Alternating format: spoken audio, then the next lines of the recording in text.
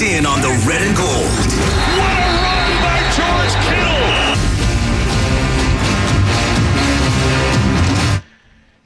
Here we go. And good morning, Larry Krueger and Lorenzo Neal here at the Santa Clara Hilton with the Kickoff Show, which is presented by Habas Law. You've been wronged. Habas Law will fight to make it right. Call 1-800-INJURED or visit habaslaw.com. What a big day of football we have today, as Lo and I will take you towards kickoff, and then, of course, Niners, Seahawks in Week 14. And then when the game is over, join us for overtime on 95.7 The Game, as Sterling Bennett and our good friend Grandy will be on the controls and on the mic, taking your calls and talking hopefully about a 49er victory.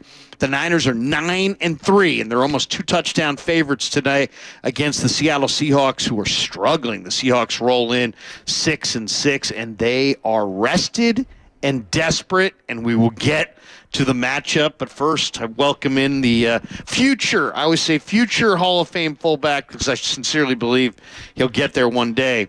The great Lo Neal in the house. Lo, how are you, man? Hey, I'm absolutely great. I'm getting a little feedback. We got it. Feeling absolutely amazing, but you know what, Larry? I would be remiss if I didn't go down a little memory lane here and kind of just tell you kind of where I'm at today as an individual. And it's been very, very tough. A little bit this morning, you probably know the great teammate of mine, Frank Wycheck, who played with me in the Tennessee Titans, part of the Music Miracle, one of the best tight ends in the league at the time. Gone. No longer here. 52 years old. Oh, Frank Wycheck. I did not know hear you didn't that. know that. Yeah. So, that's terrible. Yeah, just a teammate. And, I remember being in the huddle when we would practice this play every week. We call it the home run throwback, a.k.a. the Music City Miracle. And I remember every weekend, every Friday, we'd go through and we'd practice that particular play.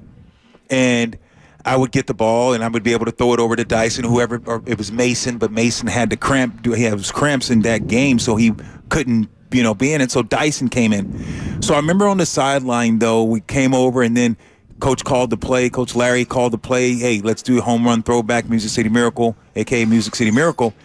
And I remember after we broke the huddle, I go up to Wycheck. I said, Wycheck, they're going to kick me this ball.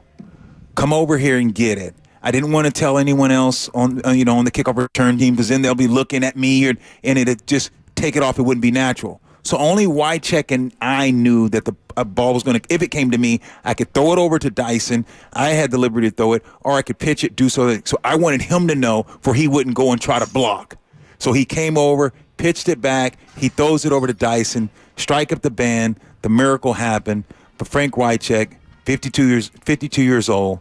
Gone too soon. Way too young. What a great man. Part of the Titans Ring of Honor. His family released a statement this morning confirming that he's no longer with us. He supposedly fell and hit his head at his home yesterday in Chattanooga, Tennessee, and they found him unresponsive yesterday afternoon. Oh, yeah. What a terrible tragedy. But he's been dealing with some issues, ALS, and for some years now, and he was on radio. I would come on his show, and he was like, Lo, I don't know how much longer I can do this. So, he was heading down a slippery slope and understood mentally where he was going. So I just thoughts and prayer. I know it's a big Niner game, but, just wanted to talk about it, a guy who meant so much to me. So thanks for giving me that chance. Oh, man. Native of Philadelphia, played with the Titans 95 through 2003, three-time Pro Bowler. Prior to that, he was with Washington from 93 through 94, and just a really, really good football player. Yeah. Probably a better guy, huh? Yeah, a way better guy. And today you have going to see a same type of player that I kind of think of Wycheck, and you think of Kittle. What Wycheck was for the Titans. You remember that great Titan team, how dominant Wycheck was, and you think about Kittle, what he means to this Niners offense in the blocking game, the run game, and the passing game. And this is a 49er team that, last week went on the road to a hostile environment and friggin' took care of business and absolutely slapped the Philadelphia Eagle, beat them from pillar to post, all around the field last week. Yeah, well, we make the always, kind of tough transition from, real life. Sure. A friend of yours who's no longer with us to talking about something as meaningless as a football game. But obviously that's what we're doing here today, and you understand that. But it also kind of, each one of these days is kind of a celebration of, how great moments of life are. I mean, I'm sure you look back on your NFL career and think of days like today, Lo, where, it's clear and it's crisp and it's December and it's football and the excitement of the game and, all the pageantry and the people in the parking lot. We're here at the Santa Clara Hilton and they're having a phenomenal little party. And it's just, this is in some ways, Lo, some of the greatest parts of life in that. Isn't it though? The celebration of your team and people, walking from the media lot over here, and how many people, crew, come over, take a picture, I'm grilling up some steaks. You want a sandwich? Have a beer. And people that who they're maybe their brothers or their mom and dad or work friends or whatever, and they get together on a cold December day to celebrate. It's amazing. A little bit of Americana is what this is. Really. And I'm glad that you're just tying this all in like a beautiful bouquet of flowers, Larry, because it's interesting. Like you're saying, you look at people coming from D.C. all over the place, from even though it was Seattle, but they're coming from everywhere because you got 49er fans. I'm talking to people that flew in that's even from the state of Washington. They're in Seattle. They're also coming from Baltimore. It's crazy. Just football. There's Niner fans all over the place that still fly in because they said, I've been wanting to come to this game, Seattle and the 49ers, because of the rich tradition and the rivalry. Think about what you have when you watch these games, and you're absolutely right. This tradition, the tradition, and just the weather and the atmosphere. And speaking of tight ends, man, it's so many things that are going through my mind. Last week I did, because I have to work, I couldn't go down to L.A. because the Chargers, Antonio Gates, another tight end, 85, that's just getting inducted to the Ring of Honor in Southern California today. So it's just interesting, just everything and the different emotions with the loss of Wycheck, but the celebration of Antonio Gates as a Chargers retiring, all the different things that surrounds this game and the moments and the memories that each and every one of these people that you went out and talked to, like, oh my God, I'm at the Niners-Seattle game. And it's for a game and it's for 4 hours, for 60 minutes to watch your team get it on and just to see the camaraderie and everyone coming together. It's nothing like it. There really nothing like it. It's well said. There's nothing really like it. And, it just kind of reminds you to appreciate every day. Because it all goes by fast, man. It goes by fast, and I see people who are young couples who are having children. I look at my own children; they're 20, 22, 21. And I'm looking at that, going, man, my kids were in diapers not that long ago, and it goes fast. So it's like, if anything, I always look for meaning in any kind of tragedy situation, and the meaning that I get out of that is more like, hey, you know what? Celebrate life and live every day to the fullest. Oh, no question. I got some good news for you. Yeah. My son Lorenzo, of course, he played Purdue, big D lineman. Yeah, for Purdue. big D line, got injured, but his cousin, Ray's Grant Delpit, plays for Cleveland Browns. Just signed a deal today. Just got his $36 million, baby. So his dad smoking a cigar last night. So $36 million, 3 years. So hey, he's doing good. Oh, good. Setting up his family. And that's the thing about it. There's very few. I mean, there's the stars, the Tom Brady's, the Joe Montanas, the Steve Youngs. Then there's, being able to use your dream of playing football to take care of your family and maybe your family's family. Yeah. That's cool. And then there's the bottom of the league where it's like, hey, guys, there are guys. I mean, I'll give you an example. Go back. We're going to talk right now, this segment, a little bit about last week's game against Philly. My favorite play last week in Philly was Brock Purdy throwing the tunnel screen to Deebo Samuel, okay? And Deebo took it to the house. It was a great play. It was a great play designed by Shanahan. It was an amazing play fake on the backside on the halfback toss by CMC, who carried it out despite the fact Purdy takes the snap, never once faked the toss, never once even looked over there. But CMC, who was offset, sold it, put his hands up like he was going to get the halfback toss. And Christian Ellis took one step, 2, 3, 4 steps in his direction, right? Yeah. That's how good the play fake was. The ball goes to Debo. The linemen all get out front. Debo diagonally across the field. Ellis, boom, realizes Out of position. I'm out of position. He flips his hips and he turns and sprints, and he's sprinting at Debo, and he couldn't get him. Too late. Christian Ellis cut this week by the Philadelphia Eagles. Wow. That is how cutthroat the NFL is. Wow. Attention to detail. You either produce or you're gone. And that's the way it is. And that's amazing. You said it. He's gone. Shaq Leonard is wearing 53 tonight for the Eagles against Dallas. Last week, Christian Ellis wore 53 for the Eagles. This week, gone, cut, goodbye. Who knows? I mean, will he get another shot? I don't know. But it just goes to show at the top of the food chain, you've got your Joe Montanas, your Tom Brady's, your Patrick Mahomes. Then you got Grant Delpit, who gets a nice contract and sets up his family for a couple generations potentially. And then at the bottom, you got guys. If you make the wrong 4 steps, you're gone. You're expendable. And that, man, it's so... Isn't that an interesting workplace where you've got some guys who are like made men, and other guys who are like 4 false steps and you are cut. Out the door. Out the door. The way you set that up and the things that you're saying is so true, and you're like, wow. You watch Philadelphia, and not just that, but Minnesota. Kirk Cousins this year hadn't won a home game. You remember they were struggling, and they finally get a win, get off the sty. But think about it. It was like, oh, Kurt, he's going to get this thing together and turn around. Now, they lost like 4 or 5 straight, but then Dobbs come in, right? After 2 or 3. If you ain't a made man, but see, Kurt can get all those opportunities. Dobbs coming, going to 2 or 3. Let's replace him. You're absolutely right. Those little things. Levels. Yes. And that's what makes it so interesting. It's like, I always love going to training camp. Some guys are there just to get themselves in shape and get ready, and they don't want to get hurt. Other guys are flying around like it's Super Bowl Sunday, because for them, it is. Their job's on the line. And that's what I love about this game, because you have so many opportunities, and then it's gone. So many guys have the Tom Brady's. Well, he had to work for it because he was a 6th-round pick. But you look at certain guys that come in and they can flat fall on their face, and they're going to have plenty of opportunities to get it right because the team has vested in them. When you look at a guy, and we're talking about the Niners, Purdy, a guy, Mr. Irrelevant, comes in this league, just fighting his butt off, has to learn, said, I got to learn this system. I want to know this thing, and I'm going to be prepared when my opportunity comes because I know I may not have another one. You think about what he's done and the odds that he had to surpass.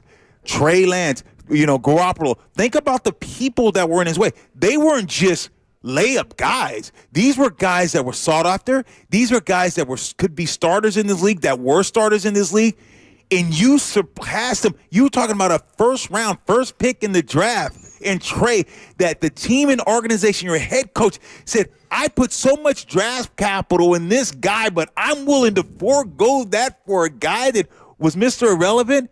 Think about those opportunities like you just said. Wow. Yeah, no, I mean it's a production league. You produce or you're gone. And like give you Purdy's a great example. First year he came in. If he doesn't play well, it's Nate Sudfeld, who they'd already guaranteed $3 million, and Purdy's cut. He had that incredible urgency that first year.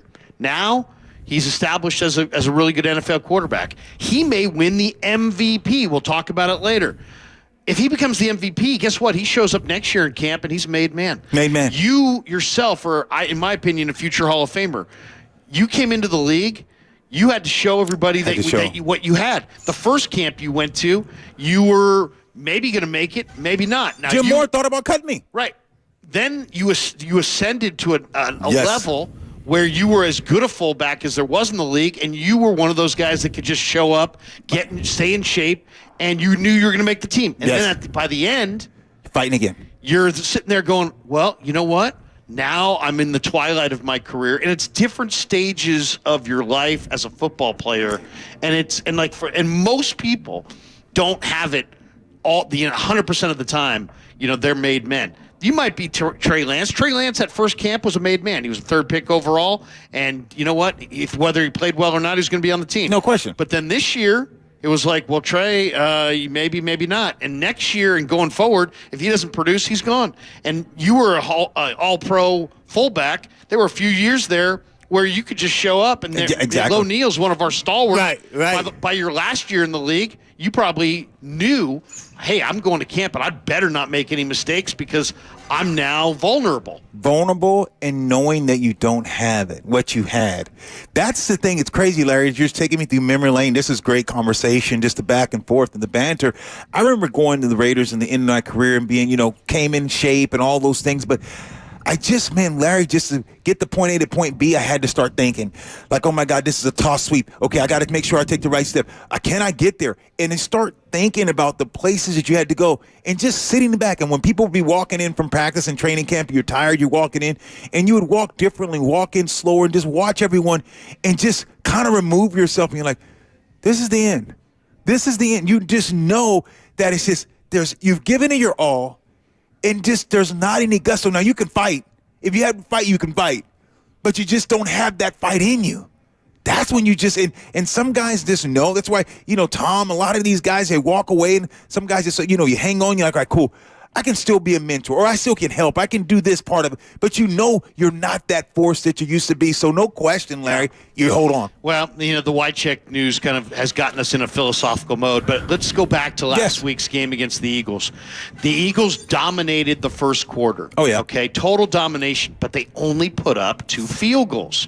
So they're only up 6-0. Despite the fact they've had 2 12-play drives, and the 49ers had one of their worst quarters. And then the Niners got it rolling. I think I can. And the Niners got it rolling, and they go 6 straight drives with touchdowns. Give me your number one takeaway on the game last week, because it was at the early part of the game, it was tough, a tough watch. Shanahan, in talking to the team afterwards, said, guys, I'm proud of you guys for that first quarter. We hung tough. We made a couple plays. We didn't give them touchdowns. Right. We limited them to field goals. Mooney Ward was special in doing that.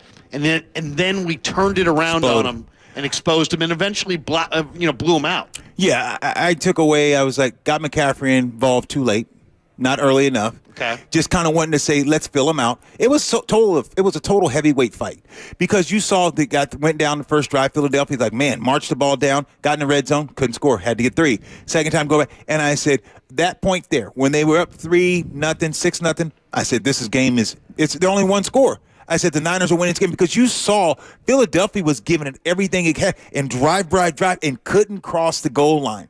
You could just feel that when you're getting 3s against the Niners, it's not good enough. If it would have been 14-0, now you'd have been reason for alarm, because now you're taking away the run, and now Purdy's going to have to. When they could just pin their ears back, and that's what they're doing early, because Shanahan was like, I'm going to throw the ball, we're going to do this stuff. But once they got settled and started going through, winning on first and second down, running the ball, passing the ball, you could just tell they were in complete control by halftime. Yeah. And, of course, the Niners were impressive in all 3 phases. Purdy was really good. Ayuk, Debo, Kittle, CMC, Juwan Jennings had a beautiful touchdown. The Niner offensive line played really well. But I want to start off and talk a little bit about this defense. I thought the Niners did 2 things that really surprised me. One, the coverage on the back end was so tight. Kinlaw got a coverage sack in this game where Hurts just did figure 8s and ran around and then just basically fell at his feet. He tagged off on him, sack. But the story of that play was that Ambry and Mooney Ward and Demo Lenore were in plaster coverage on those Eagle receivers. And we're talking about a Devontae Smith, number 1. A.J. Brown's a number 1. Yeah. We're talking about 2 number 1 receivers. The Niner coverage, which was awful against Cincinnati only, 3-4 weeks ago, was absolutely mirroring top-tier receivers up and down the field. That was the first thing that stood out, is that the 49er coverage was amazing. The second thing, and I talked to Nick Bosa, Javon Kinlaw, Randy Gregory this week, the 49ers in the pass low have expended a lot of energy on defense. And there's guys flying around and making plays. This game against Philly, they didn't just play hard, they played smart. I asked Bosa going into that game, what's going to be the key? He said, we have to rush as one, okay? There was a play, and basically, if I'm holding up a pocket right now for the YouTube audience here, instead of rushing hard up the field, up and leaving the side door open and letting the quarterback slide out the side door, or getting too wide and giving the quarterback the lane, they just squeezed the thing down and they rushed as one. There was a key play in this game where Bosa cuts inside, and Armstead, who's a little bit back, sees that he's inside and works back outside. The goal was to keep Hurts hemmed in. He ran 7 times on the day. His longest run was 7 yards. To me, Lo, the coverage on the back end and them keeping him hemmed in and eliminating those big chunk yardage runs that are so deflating for a defense, main reasons they won big. No question. They kept rotating guys. You watch the way they they rushed in their lanes. Everyone stayed in their lanes. They say, look, let's move the pocket. Let's move it collectively and together. So they were just saying, let's close the pocket and let's keep them in there. So Hurts was back there still dancing around, expending energy. And then when he said, okay, cool, he out-leveraged. He said he would try to sprint, and there had a spy, so the linebackers were taking great angles. So he was running a lot of east and west, not a lot of north and south. If you go back and watch that, he had a lot of east and west runs where he'd pick up maybe 3, 4, 5 yards, but he was running 30 and 30 yards because he's running from one side of the field all the way to the other. But the lanes and also the way the angles that the defense took was unbelievable. And they kept rotating guys, and they kept him in that phone booth. Outstanding job by the guys up front and the spy guys they had on him. You also got to run the key component of winning football, run the ball, stop the run. The Eagles have done that better than almost any team this year. They run the ball for 5 yards a carry, and they stop the run. But in this game last week against the 49ers, it was the Niners who ran for 5 yards a carry, and they totally took away Philly's run game. Hurts was a major player. The DeAndre Swift, they limited him. Swift down. I was shocked. You saw Lenore's monster hit in the fourth on Swift. That was just keep your head on a swivel. He just planted him. I asked Womack about that hit this week. I'm like, what'd you think of Demo's hit on Swift? He just started laughing. He's like, when you're a DB and you can click a running back and catch him just right, and it was textbook too. It wasn't helmet to helmet. Yeah. It wasn't below the knee. Nothing career ending. Nothing up here around the head. He touched him. It was the shoulder perfectly placed in what we call the strike zone, right beneath the helmet on the shoulder pads. Click, boom. Down, and then he started doing the dance and the moonwalk and the whole deal. You gotta love it. Lenore's a corner. Yeah. DeAndre Swift's a 220-pound back. Hey, but he clicked him because he didn't. He used his momentum against him. Swift had no idea he was there. It was like he ran into a wall. Oh, he ran into a wall. They did a great job of, like you said, just plastering guys, but hitting the guys.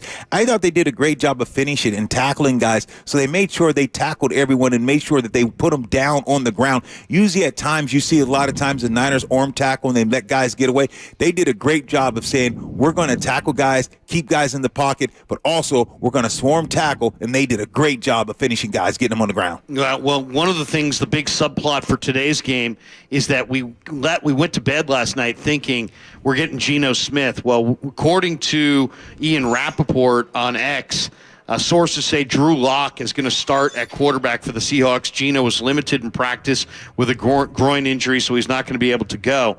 Shanahan was asked late in the week on Friday, hey, your install, the Niners installed their plan on Wednesday and Thursday.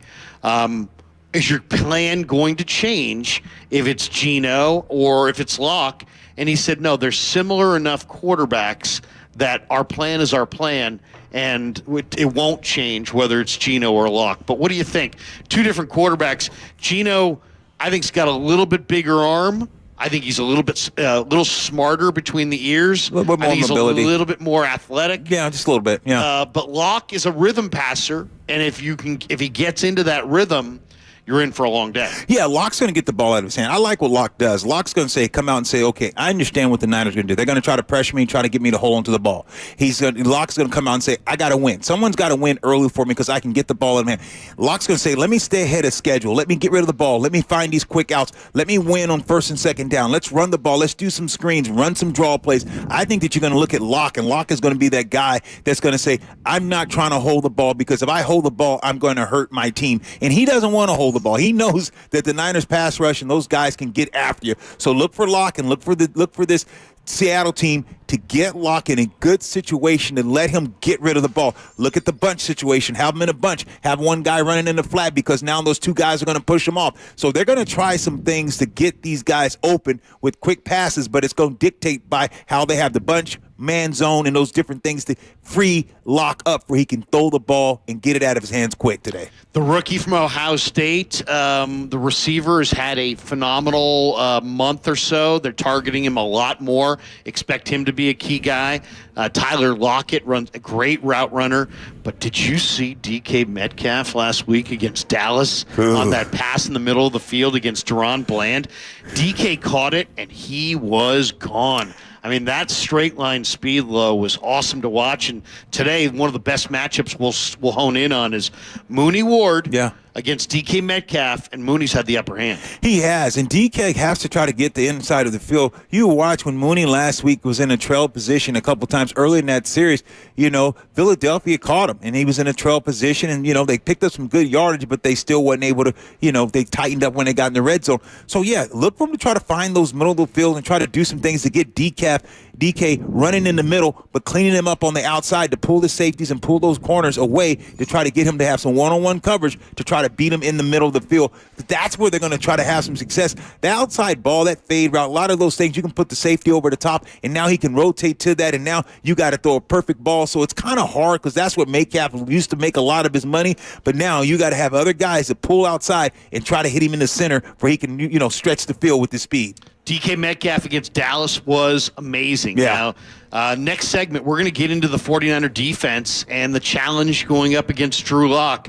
And it's you know, it's going to what Seattle has, their advantage in this game is they have more rest than the Niners, and they are desperate. The 49ers, on the other hand, are coming off of a cross-country trip, and this may be a little bit of a flat game for the 49ers. So we'll talk a little bit more about the matchup coming up next, focusing on the Niners on the defensive side going up against Seattle's offense.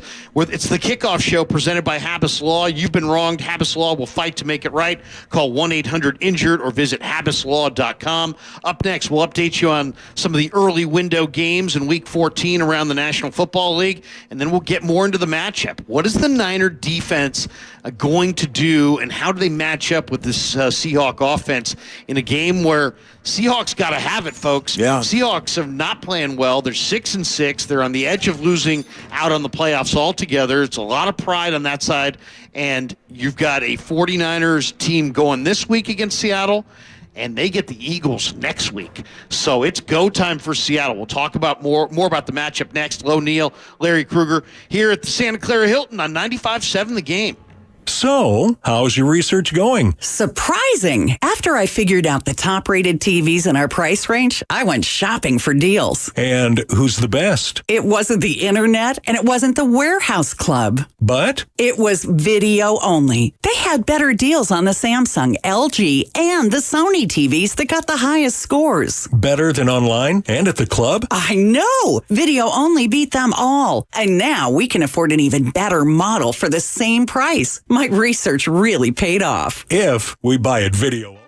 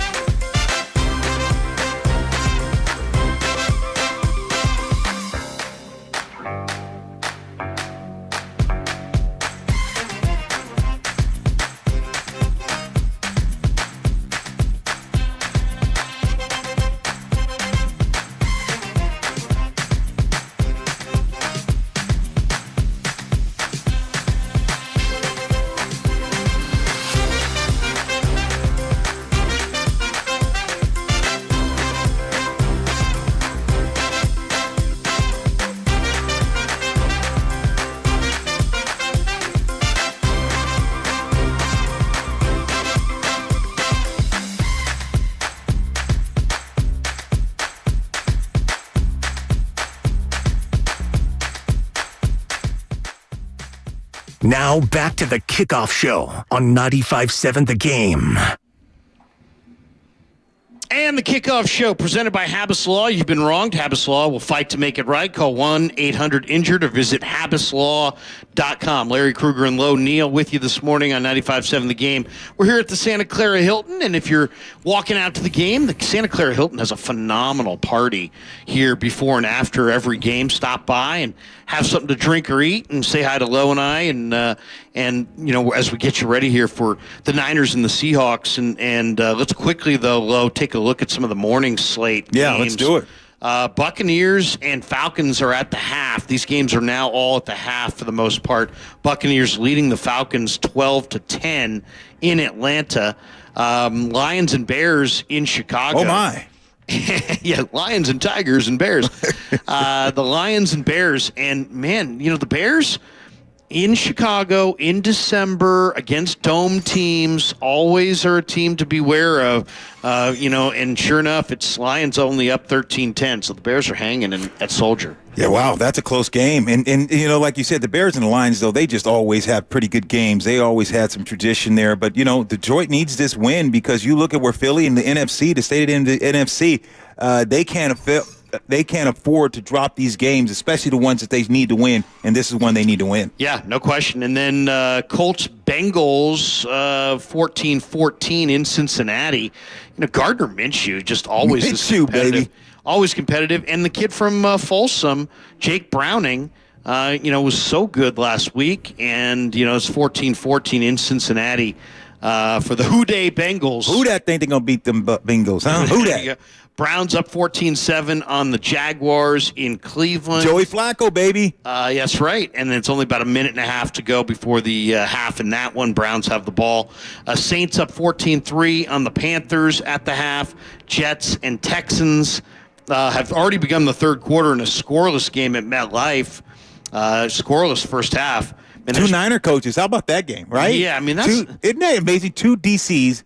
One DC the year before goes to the Jets. The following year, your other DC goes to, you know, to Texans. And that's unbelievable. Kudos to Kyle Shanahan and his coaching tree. Robert Saleh for the Jets and of course, the great D'Amico Ryans for the Texans. And supposedly the Jets have already told Zach Wilson that they're going to trade him this offseason, and he just doesn't know where. So anyway, Jets, Texans, no score there. That third quarter is underway. And then Ravens at home against the Rams. The Rams lead 20-14 in the first half in Baltimore against the Ravens. The Ravens have the ball, though, at the Ram 13-yard line, trying to go up 21-20. And then this afternoon, Vikings-Raiders in Vegas. And, of course, this game here at Levi's. Bills and Chiefs at Arrowhead. Broncos and Chargers at SoFi down in Southern California. And then tonight, a game that all 49er fans will be watching intently, and that is the Eagles in Dallas against the Cowboys. The Cowboys are 3.5-point favorites. I believe the Eagles have not won in Dallas since 2017. Wow. 24-17 or 24-14, 21-18, I should say, was the Patriots' win over the Steelers the other night. And then Monday night we get the doubleheader. Titans in Miami against the Dolphins, Packers at MetLife against the G-Men, Cardinals and Commanders getting the bye here in Week 14. But back to the Eagles-Cowboys for a second. Yeah. What are you expecting to see tonight? Well, I think that the Dallas Cowboys have an advantage, and a huge advantage. And for the same reason I picked the Niners last week, they had 3-4 extra days. The Philadelphia Eagles, even though they lost that game to the Niners, that was a physical game. There was some popping and some hitting going on. So when you think about Philly played Buffalo, went overtime, tough win. They found a way. You got to realize, then they had the Niners, freaking went to toe-to-toe for a couple quarters, and all of a sudden the Niners put it on them. Now you got the Dallas Cowboys off a 3-day extra rest. I think the Philadelphia Eagles is going to be in the playoffs. They're a good team, and they got a chance of winning the Super Bowl. I still like them a lot. I just don't like this spot. I don't like this matchup. So I'm going to take the Dallas because Dallas had the rest. That's interesting. I've thought a lot about it. I just think Dallas is a bully. They're a classic bully. When they go up against bad teams, they destroy them. Yeah.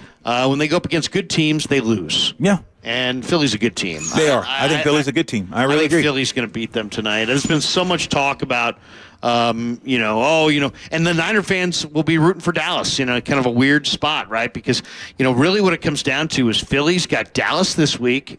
They've got Seattle in Seattle next week. And then it goes, New York Giants, Arizona Cardinals, New York Giants. Layups after that. I can't imagine Philly's going to lose. Now, those, the Giants are a divisional opponent. You never know. But the Giants are an atrocious football team. I agree. So, really, if the Niners are going to get home field, they have to win out, and they have to hope that Philly either loses tonight in Dallas or next week in Seattle. They're losing one of these two games. You think so? I would. You know what? I think it's going to be next week in Seattle. Then I don't think it's going to be tonight. You know what? Gentlemen's bet $1. Remember Eddie Murphy trading places? Yes. Larry, we go $1. Yes. We just did the gentleman's shake. You guys all saw that. We're going to ruin somebody's life. Exactly. Duke and Duke. Duke and Duke. Thank you, Larry. Thank you. How about, was that not classic? With their hitman Beaks. Remember Beaks? Yes. Did you get the crop report? I love that. Right, the guy's at a phone booth in Manhattan. Yes. In Philly. Yes. And the lady's standing right there, and he's like, "Get lost, maggot."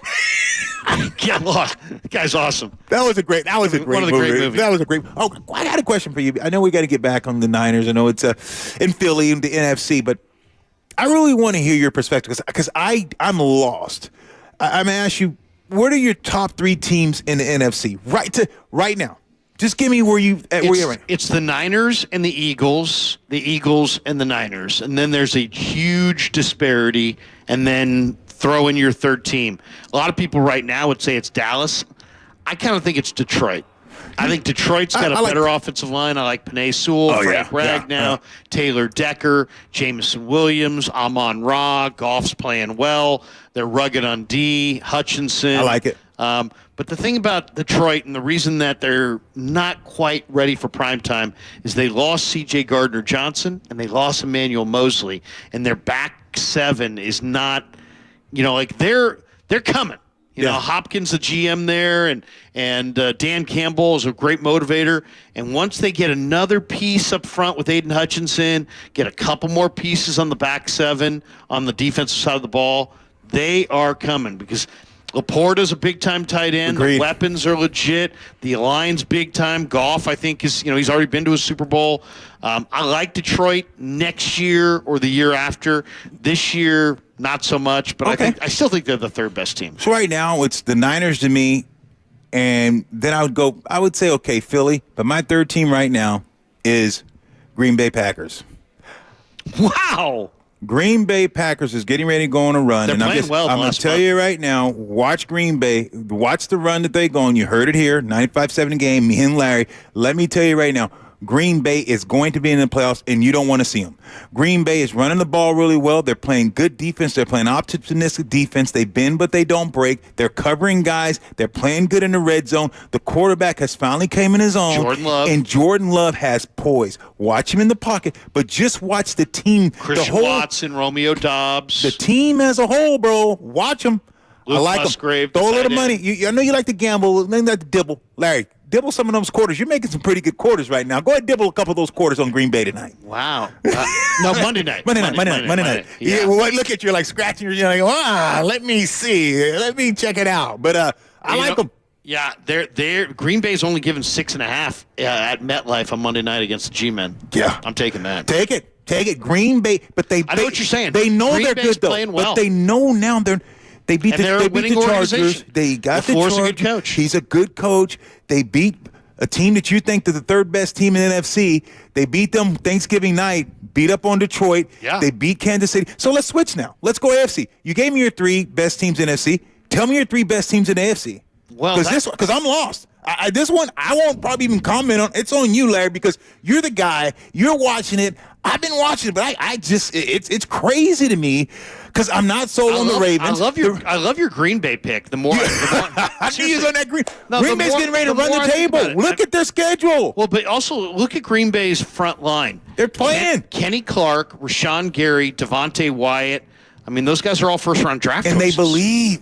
Yeah. They're balling, bro. Devondre Campbell, Preston Smith. Yeah, they got some guys. They got guys. In the AFC. Who's the best teams in the AFC? Well, like, who do you like today between Kansas City and Buffalo at Arrowhead? I like Kansas City. I like Buffalo. Kansas City is not good. Kansas City's got one guy, and that's Mahomes. And I know Buffalo hasn't been playing well this year. Buffalo's got talent. Buffalo's got defense. They got guys. They just haven't put it together for some odd reason. Buffalo's way better than what they're doing. Kansas City, their defense, you got Jones, 95. The guy's a man-child. This guy. Probably his last year with Kansas City. They are crazy if they don't find this guy's money. The thing is, you got Mahomes, you got Kelsey. Kelsey is a chain mover. He's the best tight end in the league. He will move the chains for you. You give Kelsey the ball, he's going to keep moving the chain. He's not a game changer. He's a chain mover. He doesn't have the speed to take it to the house. He doesn't go to a big play for a touchdown. He's not going to get you 150 or 200 yards. He does not, because he's just a tight end. He's going to get you 10, 15, 20 here and now, 30. But you do not have a receiver that Mahomes can say, now let's go stretch the field. Let's go do it. Kansas City is not a front-running team. I don't like them. Sky Moore, Marquez Valdez. They just got guys. Scantling. Yeah, no, they're just. Mahomes is trying to. It's all he's Mahomes. bread-feeding them, and they can't catch it. They're dropping. So you cannot. And the Ravens aren't good. The Ravens can't show you. They're good defense. Okay, wait. They got a good defense. Let's talk about that because they lost Mark Andrews. They're losing right now to the Rams. They're inconsistent. Don't you think can they score at will? If they're inconsistent, does Ravens scare you? I mean, I guess they got. They scare me when they're playing in their place, but they're playing here on Christmas night against Levi's. I don't like them. But they have a great run game. They do. They have a great run game. Keaton Mitchell, the rookie, is looking really strong. They lost Mark Andrews though, but they do have a number 1 defense. So tell me my 3 teams in the AFC: Kansas City because of Mahomes and Reed, and another good defense with a ton of speed, good on all 3 levels. Willie Gay. They've had some injuries, but I mean, Chris Jones up front. So I go Kansas City, Baltimore, and Miami. And the team, if you said to me, you're standing in a casino right now, and you have to wager on 2 teams going to the bowl right now, I'm taking the Niners and the Dolphins. I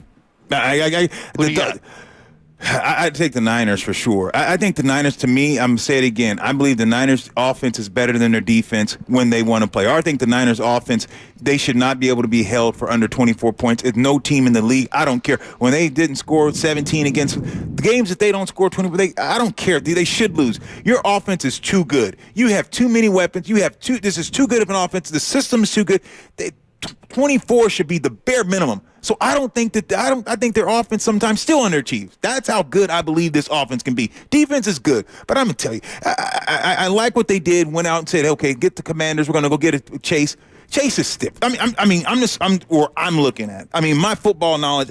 I think he's physical, strong. I think he's got stiff hips. I don't think he's a game-changing passer. He's not the same player post-injury that he was at Ohio State. Okay, so Ohio State. Or as a rookie. Okay, I agree. As a rookie in the NFL, he's the defensive rookie of the year. But I'm not hating, though. You understand what I'm saying? He still can set the edge in the game. He's physical. He's strong. He's the best they got outside of Bosa. By far. Okay, so I'm not, but I'm just telling you what. But you're saying you don't believe that he's the same player. Yeah, and I think he's tight. He's stiff. He can't swing the hips. Can't do certain things. I just look at him. He's limited. Now he's a guy that's going to get paid, but you can't. He's not one of those guys that I say, oh, okay, he's going to go get me.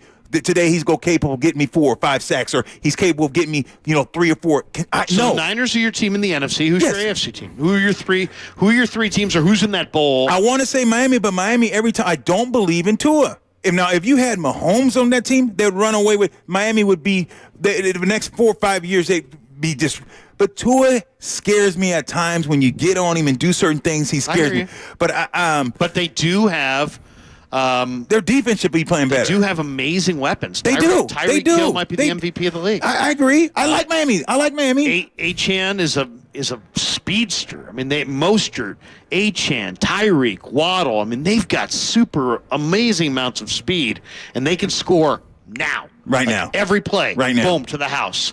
And then defensively, I don't know if you're watching the in-season Hard Knocks. Have you checked out the in-season Hard Knocks? I have not. They got a great thing. They got a great thing going there. They're athletic. But I mean, they got a great vibe as a team, and their defense is playing well. Yeah, for the quarterback, you don't believe in Tua. The Niners would kill him. The Niners would put hands up. He can't get over. He can't see. I'd be ugly. But so for that. I want to say a team that people are sleeping on. They're not sleeping on, but they're scared. They're afraid of because they don't have Joe Cool.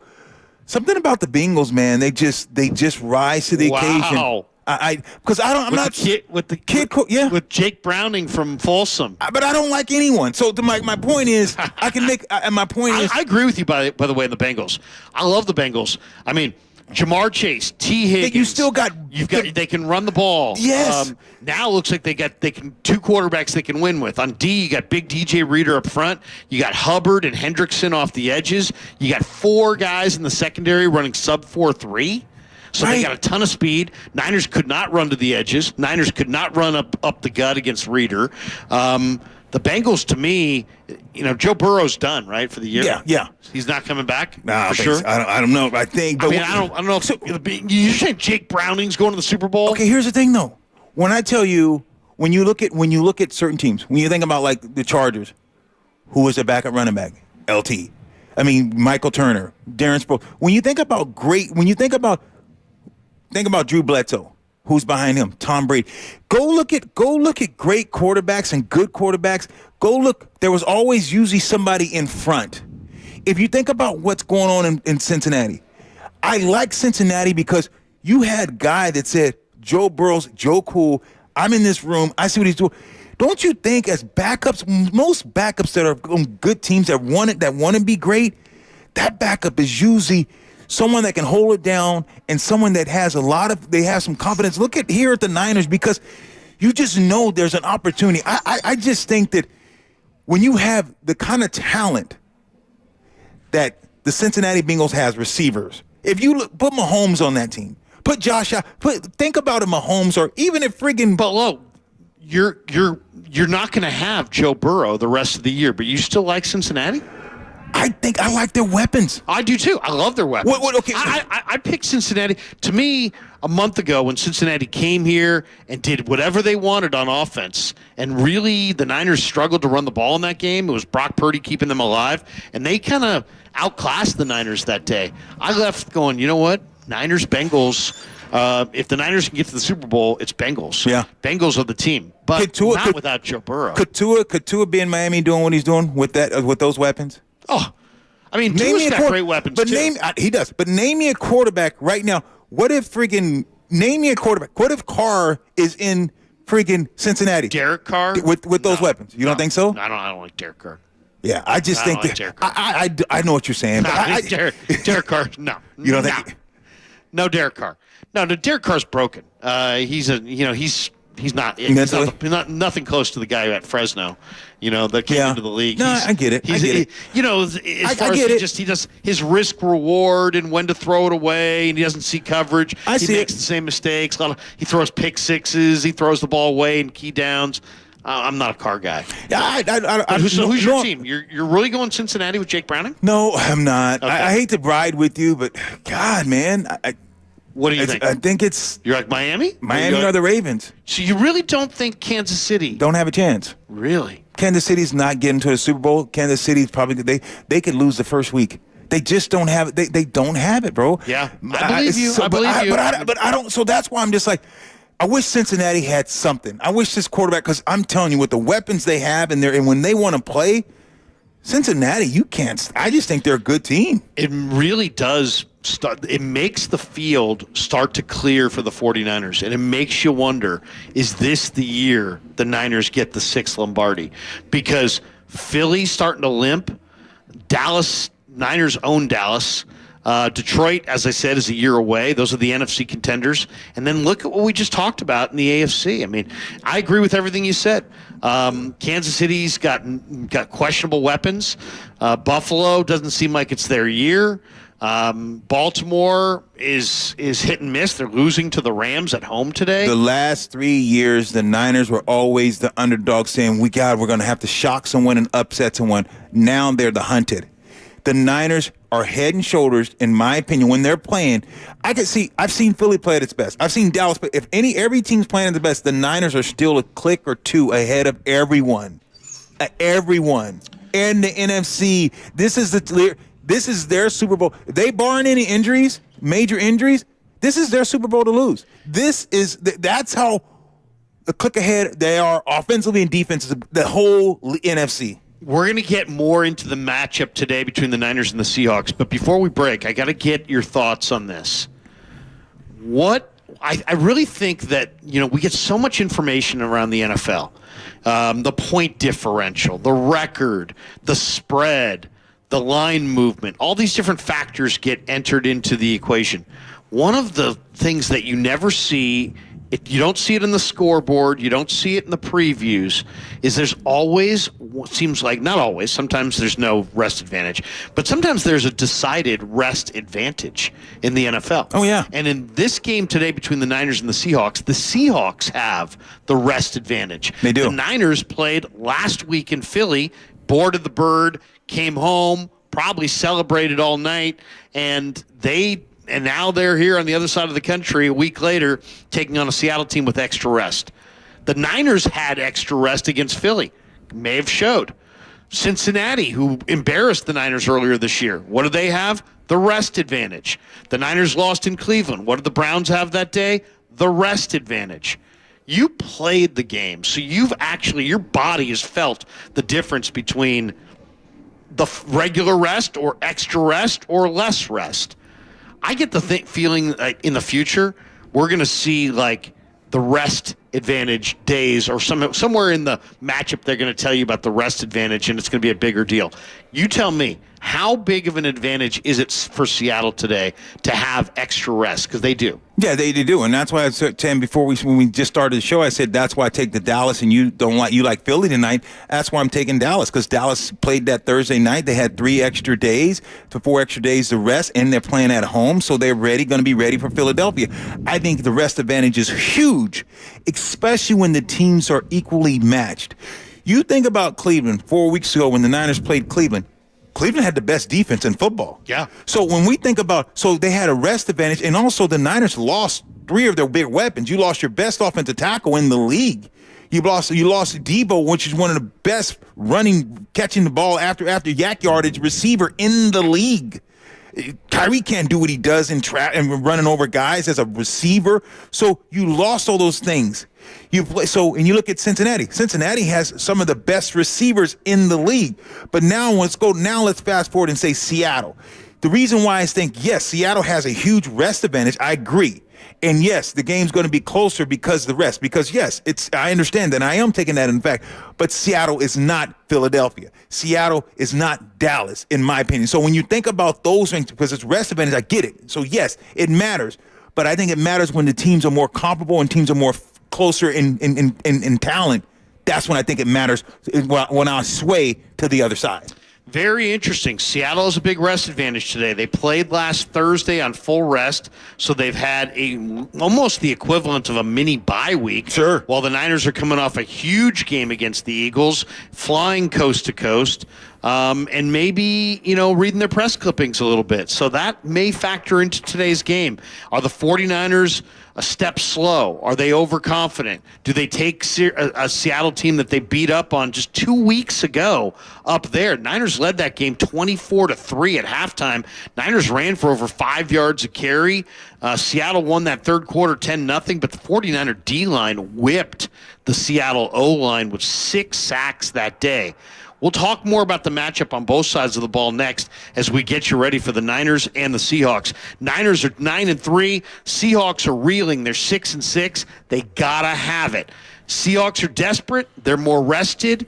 What are we going to see on the field? We'll get into it more next. Larry Krueger and Lo Neal. We're here at the Santa Clara Hilton on the Kickoff Show, presented by Habas Law. You've been wronged. Habas Law will fight to make it right. Call 1-800-INJURED or visit habaslaw.com. We've got more straight ahead on 95.7 The Game. Television sales on Black Friday set new records as millions of Americans snapped up the hot deals. But a lot of people were out of town or too busy to take advantage of the special pricing. So, how about a redo? Right now, you've got a second chance.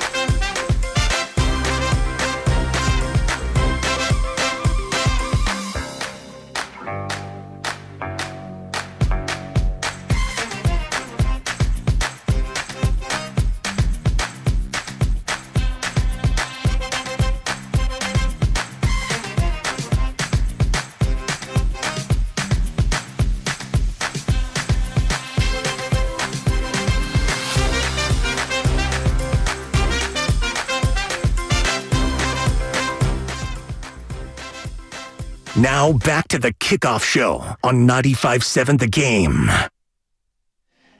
And we're back on the Kickoff Show. Larry Krueger and Lo Neal, presented by Habas Law. You've been wronged. Habas Law will fight to make it right. Call 1-800-INJURED or visit their website, habaslaw.com. That's Habbas law.com, habaslaw.com. Let's run down some scores from Week 14 in the morning slate. Just a number of games going on, and they're now mid-third quarter. Some are getting a little bit close to the end of the third quarter. So you've got Buccaneers and Falcons in Atlanta. Bucks lead 12-10 in that game. Lions and Bears at Soldier Field. The Lions have the ball in a tie ball game. It's 13-13 with about 5.5 to play in that third quarter. Colts and Bengals in Cincinnati, and the Bengals have just scored to go up 27-14 on the Indianapolis Colts. Bengals, a lot of people thought the Bengals were dead, and the Bengals fought valiantly last week. Zach Taylor's crew is playing well, and they're beating the Colts in Cincinnati today, 27-14. Browns have a 14-7 lead on the Jaguars. About 14 minutes left in the third quarter, so the third quarter is pretty much just underway there. Saints and Panthers, it is 14-6. New Orleans beating the Carolina Panthers in the Superdome. About 3 minutes to play in the third quarter in that one. The Jets are beating the Texans 14-0. How about that Jets defense taking down the Texans? 14-0 Jets. With about 3:30 left in the third quarter in that one. And the Rams still beating the Ravens with 11 minutes left in the third quarter. 20-17 Rams over the Ravens. Of course, in the afternoon slate, it'll be Vikings, Raiders in Vegas, Niners and Seahawks here in Santa Clara, Bills and Chiefs at Arrowhead, Broncos and Chargers go at SoFi down in Southern California. And then tonight, a game that we are much anticipating, Eagles-Cowboys in Texas. And the Cowboys are 3.5 point favorites in that game tonight. Pats beat the Steelers Thursday night, 21-18. And then Monday night, we get the doubleheader, Dolphins at home against the Titans, and Lowe's Packers on the road against the G-Men. Consider yourself fully updated on 95.7 The Game. All right, Lo, let's talk a little bit about this matchup. I think it's interesting. Why don't we start talking a little bit about the Niners on the defensive side of the ball? Sure. It's going to be Drew Lock.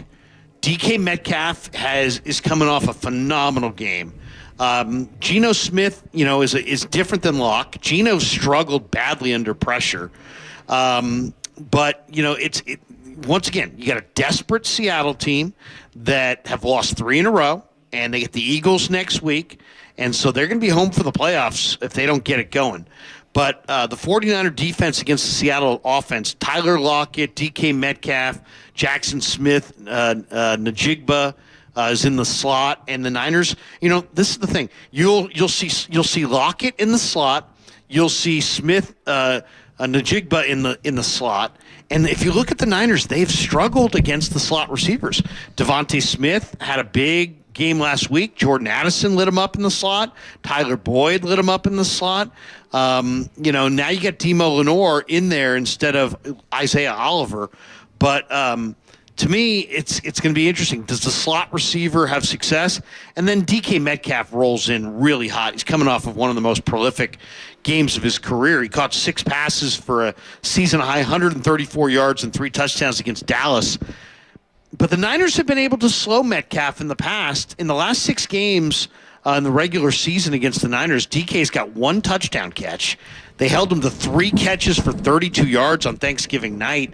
And it seems like Mooney Ward is like the reason that Mooney was brought in was to defend DK. Yeah. And he does a great job on it. He does.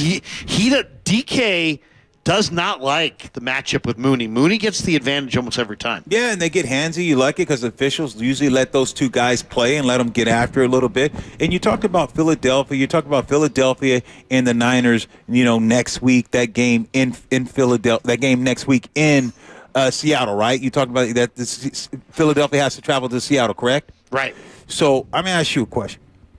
Do you think Geno's not playing today, right? Right. He's limited. He was limited. Drew Lock today, according to the reports. Ian Rappaport had that about a couple hours ago. And he was limited in practice all week. Supposedly he tweaked the groin in practice, and they thought he was going to be able to go, but the way those groins are nagging. So what I'm trying to say here is I think that Geno could play today. If they thought that if Seattle really believes there's a little gamesmanship going on. I believe this is gamesmanship. I believe that Seattle looks at this situation and say we're going to go and play the Niner team on the road in a hostile environment where this could be a big time game. We can get black. I'm talking about the coaches, not the players. And they're like, okay, how do we want to do this? If we know we have to win one of these 2 games. We got the Niners and we have Philadelphia next week. Philadelphia is going to be where the 12th man, we have an opportunity, is going to be at home. Which team gives us the best opportunity? If these coaches watch the games and watch the tapes, do they think they got a better chance against Philly or the Niners? So if I'm Seattle, I'm like, okay, look, we're going to go out here and play to win, but I'm not trying to get people hurt. I understand if this game gets ugly quick or if something's out of whack, I'm pulling guys, I'm sitting guys. I think this could be a very, very ugly loss for Seattle because the mindset, not necessarily of the players, but of the coaches, because the coaches know if they drop this game, next week is a must-win. One of these 2 games are a must-win for the Seattle Seahawks. If I'm Seattle and if I'm the coach, I'm saying next week at home, we have to defend our house. We have to. We want to get in the playoffs. We're going to have to get on a run. So I think Geno could play if he really, really needed to. I don't think he needs to today because I think that the 49ers will win this game. But, yes, they've been good. You talk about Mooney, what he's been able to do against Metcalf, and Metcalf, is big physical receivers. But the Niners just roll coverage to him at times. They beat him up in the hands, beat him up on the line, and also they just get after the quarterback and put pressure on him. So I think the Niners are going to say, look, if we want to keep Metcalf under control, we got to make sure we take the middle of the field away, but we have to put some heat and heat this quarterback up by the front 4 and make him hold onto the ball so he has to look in another direction. Well, it's an interesting theory. I kind of agree with you in that they may be looking at this game as, the Niners have some ownage on Geno. I mean, look at the way the matchups have gone. The Niners won all 3 meetings last season with Seattle. Exactly. They won again in Seattle on Thanksgiving. None of these games have been particularly competitive. Geno hasn't played well. The average score of the past 4 meetings between the Niners and the Seahawks is 49ers 30, Seahawks 14. All 4 wins by the 49ers have come by over a touchdown. So why beat Geno up this week? Yeah, I mean, why beat him up? That's why. And you look at if you look at what Seattle's done against the Niners offensively, Seattle has scored 7, 13, 23, and 13 in their past 4 games against the 49ers. Seattle had ownage on the Niners when they had Russell. Yeah. But since the Niner D-line has put so much pressure on Geno, he has not played particularly well against the 49ers. Maybe Pete's just thinking, you know what? Geno's our best quarterback. Let's take our shot with him next week, maybe when his groin's a little bit healthier.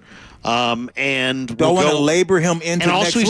He's not necessarily playing well. particularly well against the 49ers. Maybe we'll roll Drew Lock out there. I mean, why beat him up even more? Okay, even if he goes out and plays today with the bad groin, and then now the whole week he's limbering through practice again next week. What are you really getting at? And then you're gonna have to play, Philadelphia teams that's coming in town. So I just don't think it behooves them to put him out on the field today. It's really interesting. And then, of course, the running back situation is also something we need to discuss. Seattle could be without Kenneth Walker for the third straight game, depending on how he kind of has progressed in the last 48 hours from his oblique injury that he suffered in Week 11. What do you think? Game time? What do you look at? I think if your theory is right, that they're kind of saving Geno for like their last hurrah at a playoff berth, I can see them holding out Walker as well. Too. I can see them saying, okay, Kendall, we're only going to go with Charbonnet. Yep, and we're only going to give you, if I do play you, you're getting 5 plays. And we're going to put you in there maybe to get the feel, run a pass play where you're not the primary, just to get out there, maybe make a block, just to see how he feels. I don't think he'll carry the ball 5 times. I think that if I'm right, you do not, if you're Seattle, you're waiting for your last shot, and I would shoot my shot next week instead of this week. It's interesting. Charbonnet's been there back the last couple weeks, and he's had kind of mixed results. He had 14 carries for 47 yards in the first meeting with the 49ers, and he followed that up with 19 carries for 60 yards against Dallas last week. What do you think of Charbonnet? He's a big, powerful back, but he does run upright. He gives you a gigantic strike zone. I mean, you blocked for the great Eddie George, who's one of the best upright runners I've ever seen. Eddie would expose, a lot of his torso and took some big-time hits. Charbonnet's not Eddie George, that's for sure. Eddie was put together a little bit better. Yeah, this guy's good, though. He's got power. He's good, and I don't think he has a lateral movement. Is good. Short. He's got some power. The kid can run. I think ED was one of the best upright runners. So Eric Dickerson. What about that guy upright? I mean, come on. You like 28. Come on. Did you love 2.9? I mean, was he not special? I mean, he was special with the Rams. He wasn't special. No, running by an Irv Pankey and Slater and those guys. Right. When he got to Indianapolis and they had no line, he suddenly wasn't as good. No question. Dickerson and Craig James at SMU. Dickerson just literally is, run totally upright. I mean, he's one of the coolest looking football players ever. Right? The goggles and Dickerson right. You know what I used to love about those games? Dickerson right. Ronnie would smoke him and then help him up. Yeah. And he'd go back to the huddle. Dickerson left. Ronnie would destroy him. Help him up. Yeah. It was like all day, and Dickerson just kept bringing it. Ronnie kept delivering these monster hits. It was epic. It was epic. It was absolutely epic. I just think Seattle, yes, this back, he's big, he's physical, you get it. Now he's going to get some good shots on him, and he's going to run hard. I just don't see Seattle having enough to get across the finish line today. No, I think that they're a good team, and they're going to go out and play hard. These guys get paid, and they want to play hard, and they're going to go out and give it their all. I just think the Niners right now, they have a lot to lose too. So even though Seattle has a lot to lose, the Niners, in my opinion, have more. They understand where they're at right now, and they understand tonight. You win today, right? What do you think all these guys are doing? You think they're going out and celebrating? No, these guys are going to be home, or they're going to be at dinner, and they're going to be watching this show tonight, watching the Cowboys and the Philadelphia Eagles. I tell you right now, it's going to be great because you don't doubt the Niner fans absolutely hate the Cowboys, and today it's going to be a lot of Niner fans and Niner players rooting for them Cowboys. How about them Cowboys, Niners? How about them Cowboys? We'll see tonight. One big development for the 49ers on the defensive side of the ball is they're not going to play Eric Armstead. Armstead's got plantar fasciitis. He's battling some knee pain. They got their big win against Philly. They've decided they're going to sit Armstead this week and next week. So that means Javon Kinlaw, Kevin Givens, and Kalia Davis all have to step in opposite Javon Hargrave and do the job. And, Armstead is one of the most underrated players on the 49ers. He's a quiet guy. He's a soft-spoken guy, but he's probably their best interior player against the run. He's an underrated player. He's very, very smart. He's the leader of that defensive line unit. How much do they lose by not having Armstead? You lose a lot. He bats down a lot of balls. He's a smart player. He's very cerebral. This guy understands, he was an offensive lineman in college, played basketball, in high school, and so this guy is a very, very athletic, and he's just a smart guy. You watch the way that he plays, and you talked about a particular play last week. Nicky takes the inside. He starts working to the outside, understanding gap responsibility, understanding the integrity of the defense, that he didn't want to get it exposed. So Armstead, you're losing not just a great player, but you're losing a guy who brings a mental toughness, but also some savviness and just that discipline that's hard to replace. But this is good. You want to rest him. Start getting ready. Start getting this guy ready, because you're going to have a long run. You got a nice little stretch. So I don't see this being a big hurdle, but absolutely you're losing a lot by not having Armstead on the field. What do you think of Kinlaw? I mean, I talked to him earlier this week. He's feeling good. He had 2 sacks last week. He hadn't had a sack in 3 years. He got 2 last week. This is a big opportunity. The Niners did not pick up Javon's 5th-year option, so there's a very good opportunity for him in free agency in the offseason. To me, he's got a chance to to make a lot of money if he fires in the next 2 games. What do you think of the year Kinlaw's having? The knee's healthy. He's not. He's a long guy who if he looks like if he Greek plays god. upright, I mean, you look at his body. Oh my! But he's also got long legs, and if he doesn't play with a bended knee and play with leverage, he loses all of his power. Yeah, knee benders are jawbreakers. That's what my coaches tell you. You're a knee bender, you're a jawbreaker, because you can hit and you can play with leverage. Kinlaw is one of those guys. He's tough, he's physical, and he's a big guy. But like you said, you see at times him get a little bit high, and they can double team him, they can root him out of there and move him around, create a new line of scrimmage. When he's on and he's playing low with low pad level, he can split the double. He can take guys man on man. He's strong. But at times he play a little high. He's been inconsistent, and this has been the knock on Kinlaw. Kinlaw is going to be fine, but this is a guy that I can tell you without a doubt, he's not going to be one of these $90 or $100 million players. It's just he's going to always just be a middle-of-the-road guy, a guy that's going to go in the league, and he's going to have a good career, 7-8 years. But you're not going to this team's not going to back up the brink truck and say, we got to keep him here. That's not going to happen with Kinlaw. So I think that he's a consistent player. I think he's not a consistent player. I think he's shown flashes, but like you said, he plays at high at times. He can push the power at times, but at times you just see him. Double teams just move him out of there. He get out of position. Doesn't stay necessarily in his lane. So Kinlaw, you're right though. This can be a huge time for Kinlaw to grow. This is a huge time for him to get some other film for other teams to see, and also see the durability. See him play on a 5 or 7 play drive, 9-10 play drive, that he's out there those plays showing other teams that, hey, that I can play and stay consistent in those drives in a 5, not just 1 play, 2 play.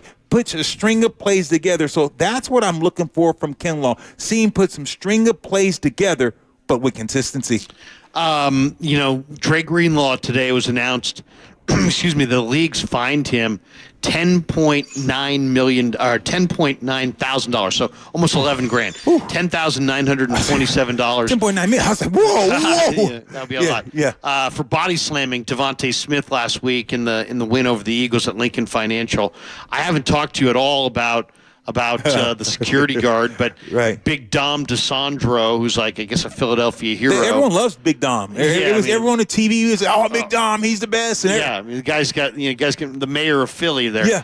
But he's not going to be allowed to be on the sidelines tonight. Roger Goodell and the NFL is investigating more. This is what's supposedly happened. What a Big Dom, because Kinlaw's a good guy, but Dom's a good guy too. You mean Greenlaw? Yeah, Greenlaw's a good guy. They're both good guys. And heat of moment. What supposedly happened? Give me a little, because I know you know the skinny. Give me something. Well, Greenlaw body slammed the receiver. Right. And the Eagles sideline took offense. The penalty I thought was justified. He picked him up and hurled him into the ground. He was out of bounds. So I thought the penalty was fair. And then the Eagles sideline complained and kind of surged towards Greenlaw. The bodies were all real close. you're a security guard. You can't make contact with a player. Anybody who's ever done security knows that your job is to make sure that you're a de-escalator. You cannot escalate the action, and you can never put your hands on the players. And so, did he try to separate? Or and he's like the head of their security, but he's not, like, people are like, well, why is he not wearing a yellow jacket facing the stands? I think he has more to do with, like, securing, security for Sirianni after the game as Sirianni comes onto and off of the field. So I don't know if he was there just as kind of a glorified, almost like a fan. What was he really securing right there? Mm-hmm. But he crossed the line in that he put his hands first on Dre Greenlaw. Greenlaw then pointed to somebody else and caught him on the cheek and kind of, the saddest thing is a Barstool said that Greenlaw threw a punch. It was hardly a punch. No, if this security guard had gotten punched by Dre Greenlaw, he'd still be laying on the ground. Right, absolutely. It was not a punch. I mean, that was reckless for them to throw that out there, but they did. So both guys are in the wrong. Greenlaw was fined almost $11,000 today. What do you think's fair punishment for DeSandro? And he's not going to be on the sideline today. He's still going to be in Philly tonight, or in Dallas tonight against Dallas. But he is going to be, they are further investigating. They're going to, he met with Roger Goodell. They've talked about it, but they're going to do more of an investigation. My perspective on it is that get all non-essential personnel off the sideline. Not necessarily because of this situation. I've stood on an NFL sideline during training camp. The action's fast and furious. You can get rolled up on. Looking at the way that sideline was, there were so many people there. They're shoulder to shoulder and head to toe. That's not a safe situation. A screen, suddenly a run that comes off on the sideline, the running back's coming towards you. You got to be able to move out of the way. Right. That means you need space. You need to, you can't treat the sideline personnel situation like it's a perk. No, all non-essential personnel should not be on an NFL sideline, or if they are, they should be far enough back so that they're nowhere close to the field. But when I watched the All-22, I saw that security guy come close to the field on three other occasions before that in this game. So he was very close to the field. Greenlaw body slams him. He kind of moved towards him and started saying things. He verbalized some things. I'd love to know what he said. Yeah. Whatever he said was not de-escalating the situation. He was escalating the situation. And then to put your hands on the player, classic no-no. Yeah. And then, Greenlaw, contacted the guy's cheek. And obviously you can't do that. But there's no doubt in my mind that Greenlaw should not have been ejected for that.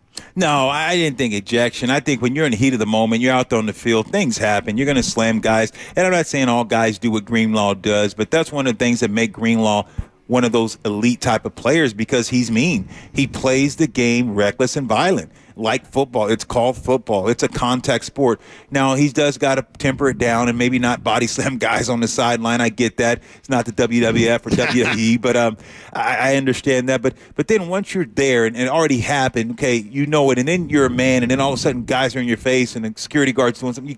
You can't do that. Two wrongs don't make a right, but I think that, okay, you fined him. It's understood. I don't think he should have been ejected, but I definitely believe there should be a fine. And I think that the other parties should be fined as well. And you do. You got to clean it up and just say, hey, guys that are on the sideline, you got to get them back further enough where they're not apart, maybe rope them off. And even if they want that perk, that's fine. But just rope it off, have it a certain area those guys can stand. You just can't do it because these things are going to continue to occur. Big day today for the 49ers. They host the Seahawks with a chance to clinch a playoff berth. So this is the scenario today. If the Niners get a win and either a loss by either Minnesota or Green Bay on Monday night, the Niners will automatically clinch a playoff berth. All right, we're going to take a timeout right here. We haven't really talked at all about Brock Purdy. Brock Purdy is right now the favorite in Las Vegas to win the MVP. Is Brock Purdy the NFL's MVP? We'll talk about that. And also the 49ers offense against the Seahawks defense. Seahawks are having a lot of problems on the defensive side of the ball. We'll get into it more next. Larry Krueger and Lo Neal, we're here at the Santa Clara Hilton on the Kickoff Show presented by Habas Law. You've been wronged. Habas Law will fight to make it right. Call 1-800-INJURED or visit their website, habaslaw.com, HABBASLAW.com, habaslaw.com. We're here on 95.7 The Game. So, how's your research going? Surprising! After I figured out the top-rated TVs in our price range, I went shopping for deals. And who's the best? It wasn't the internet, and it wasn't the warehouse club.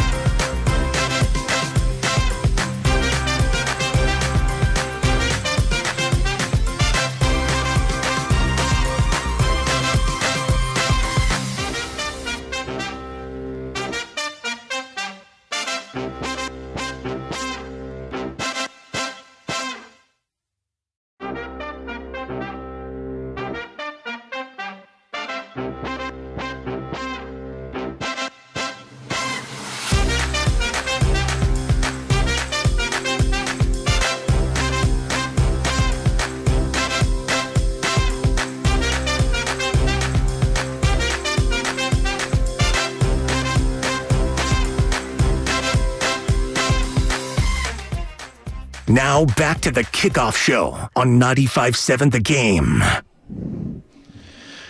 And welcome back to the Kickoff Show presented by Habas Law. Larry Krueger and Lo Neal. You've been wronged. Habas Law will fight to make it right. Call 1-800-INJURED or visit habaslaw.com. HABBASLAW.com. habaslaw.com. And we thank them for sponsoring the Kickoff Show as we get you ready for the Niners and the Seahawks. Week 14 action. The Niners are 9-3. They're 13-point favorites today against the Seahawks, who are 6-6.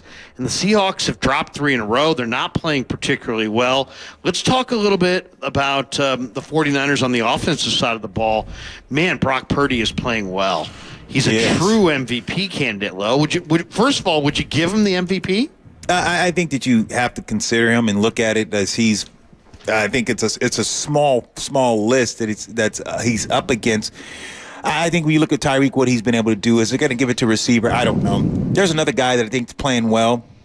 They don't talk about it because of record, because they're not necessarily winning. But I think that he's been playing well, and that's Josh Allen. If you look at Josh Allen, 37 touchdowns, you think about what he's been able to do this year and what's being required of him, how well he has to play. I think that he's in that conversation just as well.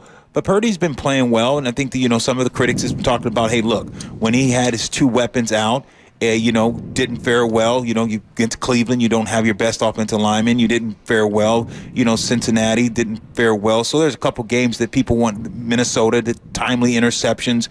And we had a chance to say, hey, Kay, let me step up and be great in spite of Debo and those other guys being out. There were some bad decisions, and he kind of pushed and forced, those things. So I think that you still have to keep him in that conversation. I still think that he's deserving of the MVP selection. So I don't hold those games against him to say he's out of it no matter what. It's amazing, really, when you think about where this kid has come from. No Mr. question. Irrelevant to, we're talking about MVP of the entire league. I mean, it's an amazing thing. He's played good on the road. He's played even better at home. At Levi's, he's averaging 11.2 yards per attempt with 11 touchdowns and 2 interceptions. He leads the league in yards per attempt entering Week 14. He leads the league in passer rating. He leads the league in completion percentage. I mean, that right there. I mean, if you're leading the league in yards per attempt, which means you're driving the ball down the field, and you're leading the league in completion percentage, that's pretty much, that's a pretty strong case right there that you're one of the best quarterbacks going, if not the best. The other thing is the skill position players they have, they only have a 1.8% drop rate. That's the lowest in all of the NFL. So he throws a very catchable ball. They don't drop his passes.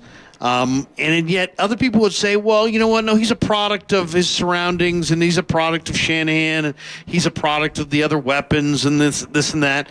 It is true that since Debo and Trent Williams returned to the lineup in Week 10, the Niners are scoring almost 34 points a game. So they've helped. What do you think? I mean, they should help. They're their type of Brock players. Making the offense, or is the offense making Brock? I think it's a combination. What came first, the chicken or the egg? I think when you look at it, you say, wow, Brock makes this offense roll better and more efficient than Jimmy Garoppolo, better than what, in Trey Lance. So when you think about, you had quarterbacks that were in the same offense with the same weapons, but they weren't efficient as Brock Purdy. So I think that he has been a huge upgrade from quarterback position that understands the system, that runs it well. When you think about another quarterback that's involved in this conversation, think about Tua. What is their record? Look at the Miami Dolphins' record. Look at what they've been able to score. And now we talked about a team named Green Bay. I talked about Green Bay, how their quarterback's playing, and all those things about LaFleur. But think about those 3 quarterbacks that we just mentioned. What system are they in? What protocol is? Isn't it interesting, though, when you look at the dynamics and talk about a system and what guys are able to do and how the success they have, some are doing it better than others. I don't care. You still got to have these guys execute the system, because every team has systems, but these guys are executing it. What do you make of the Seahawks defense right now? Over the last 7 games, Seattle's given up points on 43% of their drives. That's the highest rate in the league over that span. And over the last 6 games, running backs are averaging 4.9 yards per carry against Seattle. I mean, they're really struggling to defend What do you make of their defense? I mean, I'm a little surprised by some of those defensive numbers. I mean, if you really look at it, yes, they're desperate and everything, but they allow the second most rushing touchdowns to running backs in the league, the fourth most fantasy points to running backs in the entire league. They can't tackle. They're really bad at defending the middle of the field. Their defense has really, really struggled. What do you make of the defensive struggles? I mean, Pete's a defensive guy. He is. And Bobby Wagner and Jordan Brooks. I know Brooks is, dinged up a little bit, but Witherspoon is one of the best young corners I've seen in years. And yet defensively, they don't tackle. They don't. Do you see these guys missing a lot of tackles? They're kind of like Niners at times when you saw, wow, here's a Seattle team that's got some names and guys are, that you're looking at the defense, especially Pete Carroll being a defensive-minded type of coach. Their defense has been struggling. It's been very, very inconsistent throughout the year. And so it's like, wow, I look at this as the Niners have to take advantage of them. You want to make sure that they stay disciplined because I don't know if they're disciplined. You look at Seattle, they do some uncharacteristic things. Guys are out of position doing some things. So I think that Shanahan is going to try to expose these guys. For me today, man, it's make sure everyone's healthy. But I'm like Elijah Mitchell is touching the ball, 10 times today. Is Davis? He's a little dinged up, so maybe more J.P. Mason. It may be Mason. Well, if Mason's up, then if J.P. Mason's going to go. Then because I would right now for me, I'm trying to get guys. I understand I know that what's the carrot. I understand the end game, and it's being more clear. If the Niners play the way that we know and they're capable of, if you have a lead, how are you handling this game? How are you managing this game? If you're Kyle Shanahan, do you say, Christian McCaffrey's hot, I run him 20, 30 times today? I start pulling away. I digress right now the next couple weeks if I can from this guy because Christian McCaffrey, I think he can have success against this Seattle defense. I think that a lot of guys can have some success against this Seattle defense because they're vulnerable. And they have not played sound football the last couple of weeks, and they've been in and out of different positions. So for me today, it comes down to several things. How do I maintain this game, but how do I protect my guys and make sure they're fresh for this run that you have? Maybe it's a game. If this first half goes the way the first half went in Niners-Seahawks up there 2 weeks ago, the Niners had a 21-point lead. If the Niners have a big lead, maybe you see a lot of J.P. Mason in the second half of this game. That's what I'd like to see. I would too. I mean, to me, I'd love to see Mason. He's had success when he's been in there. The 49ers, it's a staple of Kyle Shanahan's offenses. Maybe the greatest offense he ever had was that Falcons offense where they averaged like over 8 yards on first down. The 49ers this year rank at the very top of the league on first down. They're averaging an astounding 7.2 yards per play on first down. So, man, I mean, if Seattle can't stop the run again, and you've got a full arsenal of the Niner weaponry, the Niners, once again could put up a big offensive number today. I totally agree, and I think they can't stop the weaponry that the Niners have, and I think that you're right. You talked about that Atlanta team that barely, what they were able to do in Super Bowl. They blew that huge lead. I think 28-3. Oh yeah, that was crazy, but because you had Brady on the other side. But as I digress, you think about this Niners offense. I think it's comparable. I think if you look at the running backs, what they have compared to that team is better. I think if you look at the receivers collectively, now we know who the receivers was. That guy was pretty bad in Atlanta, but if you talk about what Ayuk and Debo do collectively and the tight end, I think this offense has a chance really to really explode and do some other things and continue to grow. So I look at today as, okay, how do we continue to expand our offense but do it in a way that guys are going to not get hurt, but do it in a way where you're going to still stretch them and you're going to still score points? I look for this offense today. If you said, Lo, what's the number? It's over 30. The Niners score over 30 today. Yeah, no, I agree. You watched that game last week, Seattle and Dallas. Seattle could not defend the Cowboys without holding them. No. They were constantly clutching and grabbing and holding. And tackling-wise, Seattle's 29th in the NFL in Pro Football Focus's tackling grade. So that and the fact that their pressure up front has just completely disappeared.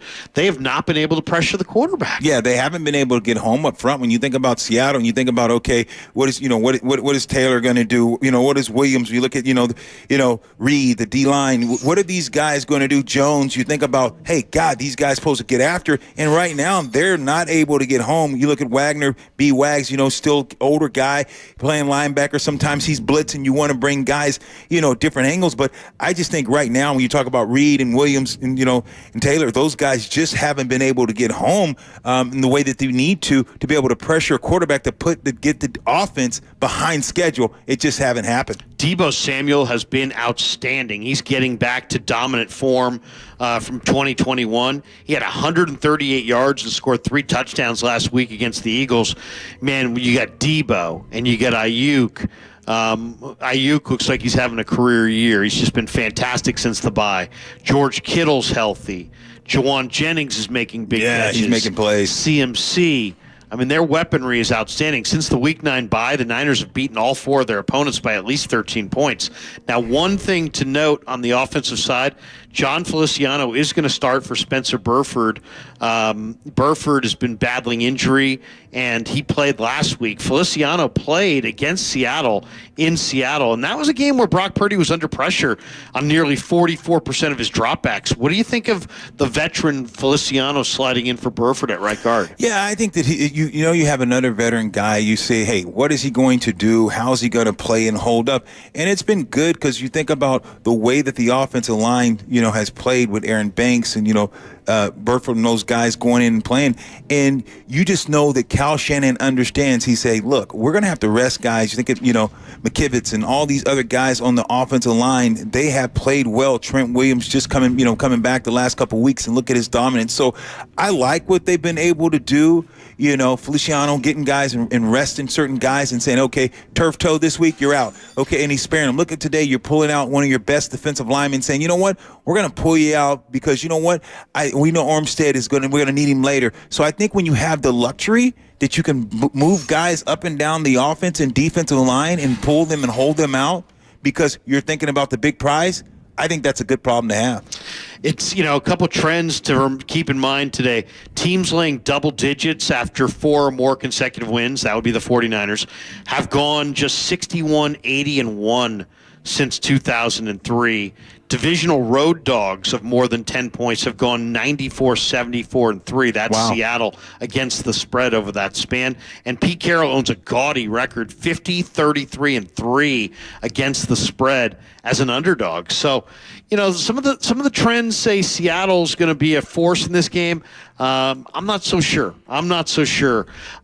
We got more to talk about here, but first, let's hear a little bit from Kyle Juszczyk. He stopped by earlier this week with Bonte and Shasky on the 95.7 The Game morning show. A little bit of the Niner fullback right here.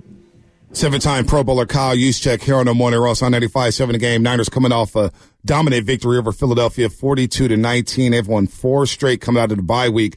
And when you talk about this offense and all the plays that are getting installed here, in training camp, I thought to myself, and I was talking to the roasters and our audience, and I said, feels like this offense has scored 30 points a game. And I know that hasn't been done a lot in the NFL. What is it, 15 times, Shasky, in NFL history? But I truly felt like that because of all the weapons and the quarterback in Brock Purdy.